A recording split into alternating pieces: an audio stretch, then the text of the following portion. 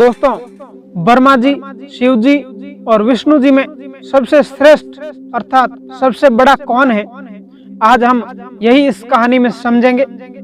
अगर आपने इस कहानी को एंड तक देखा तो आपके परिवार में कभी भी संदेह नहीं करेगा, कोई आप पर नहीं करेंगे और आप किसी पर नहीं करेंगे, संदेह का बीज भी खत्म हो जाएगा। दोस्तों, बहुत ही ज्ञानवर्धक भगवान की कहानी है जो महर्षि भृगु सुनाते हैं, जो ब्रह्मा जी के मानस पुत्र थे। तो दोस्तों नमस्कार, स्वागत है आप सबका प्राचीन स्टोरी लाइन यूट्यूब चैनल में। दोस्तों, आप हमारे चैनल पर नए दर्शक भाई बंधु बनकर आए हैं तो इस चैनल को सब्सक्राइब करें और हमारी वीडियो की समाप्ति होने तक आप इस चैनल पर बने रहें। दोस्तों, इस कहानी को आप गौर से सुने, बहुत भी मोटिवेशनल और प्रेरणादायक कहानी है, बहुत भी आपको इस कहानी से ज्ञान मिलने वाला है। आप इस कहानी को शुरू से लेकर अंत तक गौर से सुने और इस कहानी का सार निकालें और अच्छे हमें कमेंट करें। तो आओ दोस्तों, कहानी शुरू करते हैं। महर्षि भृगु ब्रह्मा जी के मानस पुत्र थे। उसकी पत्नी का नाम था ख्याति, जो दक्ष की पुत्री थी। महर्षि भृगु सप्तऋषि मंडल के एक ऋषि थे।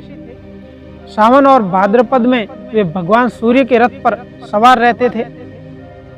एक बार की बात है, सरस्वती नदी के तट पर ऋषि मुनि एकत्रित होकर इस विषय पर चर्चा कर रहे थे कि ब्रह्मा जी, शिव जी और विष्णु जी में सबसे बड़ा और श्रेष्ठ कौन है।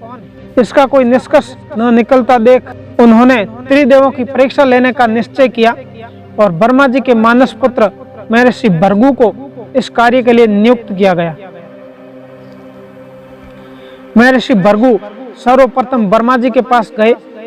उन्होंने न तो प्रणाम किया और न ही अपनी स्फूर्ति की, और यह देख ब्रह्मा जी को क्रोध आ गया। क्रोध की अधिकांश से उसका मुख लाल हो गया, आंखों से अंगारे देखने लगे। लेकिन फिर यह सोचकर कि ये उनके पुत्र हैं, उन्होंने हृदय में उठे क्रोध के आवेग को विवेक बुद्धि से दबा लिया। वहां से महर्षि भृगु कैलाश गए। देवादिदेव भगवान महादेव ने देखा कि भृगु आ रहे हैं तो वे प्रसन्न होकर अपने आसन से उठे और उनका आलिंगन करने के लिए भुजाएं फैला दी, अर्थात स्वागत करने के लिए, गले लगाने के लिए अपने हाथ फैलाए। किंतु उनकी परीक्षा लेने के लिए भृगु मुनि उनका आलिंगन अस्वीकार करते हुए बोले, महादेव, आप सदा वेदों और धर्म की मर्यादा का उल्लंघन करते हैं। दुष्टों और पापियों को आप जो वरदान देते हैं उसे सृष्टि पर भयंकर संकट आ जाता है, इसलिए मैं आपका आलिंगन कदापि नहीं करूंगा। उसकी बात सुनकर भगवान शिव क्रोध से तिलमिला उठे। उन्होंने जैसे ही त्रिशूल उठाकर उसे मारना चाहा, वैसे ही भगवती सती ने बहुत आग्रह करके उन्हें किसी प्रकार उसका क्रोध शांत किया। इसके बाद भृगु मुनि वैकुंठ लोक गए।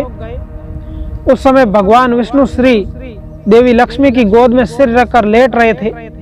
भृगु ने जाते ही उनके शरीर पर तेजी से लात मारी।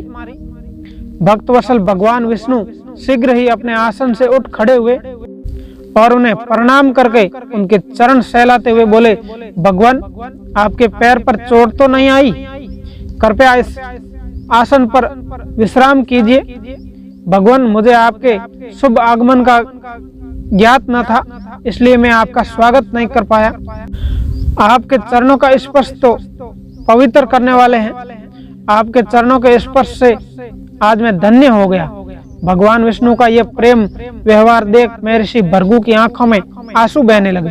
ब्रह्मा जी, शिव जी और विष्णु जी के यहाँ के सभी अनुभव विस्तार से कह बताए। उनके अनुभव सुनकर सभी ऋषि मुनि बड़े हैरान हुए और उनके सभी संदेह दूर हो गए। तभी से वे भगवान विष्णु को सर्वश्रेष्ठ मानकर उनकी पूजा अर्चना करने लगे। वास्तव में उन ऋषि मुनियों ने अपने लिए नहीं बल्कि मनुष्यों को संदेह को मिटाने के लिए ऐसी लीला रची थी।